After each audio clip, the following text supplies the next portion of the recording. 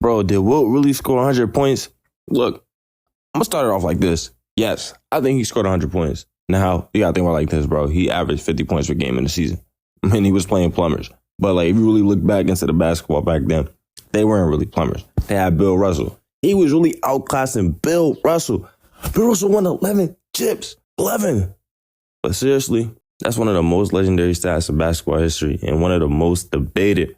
On March 2nd, by the way, that's my birthday, man. Like, that's how I know it's real. Like, he really got to it on my birthday, bro. March 2nd, 1962. Well, playing for the Philadelphia Warriors supposedly dropped 100 points on the New York Knicks. Hell no, Knicks. I will not go out like that. In a game played in Hershey, Pennsylvania. But look, here's the banger. This is kind of Fudago, but there's no actual video footage of the game. Nothing. The entire game wasn't televised and no full film reel of the performance exists. All we got are like radio highlights, a handful of black and white photos, and that now iconic image of Will holding a piece of paper with 100 scribbled on it. So naturally, the question comes up, did this really happen?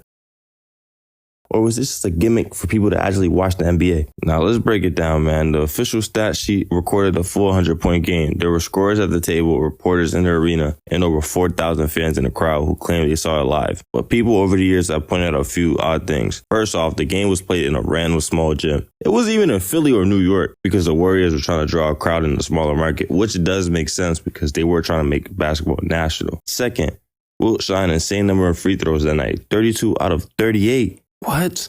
That's crazy, bro. That's really wild considering he was a historically bad free throw shooter. People wonder how he suddenly had that kind of stroke. He was just letting that thing stroke, you feel me? And then there's the pace of the game. The final score was 169 to 147. That's not a typo. That's how fast the game was played. The Warriors kept feeding Wilt the ball nonstop in the fourth quarter, literally following the Knicks to stop the clock just so Wilt could score more. Some players on the court that night, including Knicks center Darryl Imhoff, have backed it up.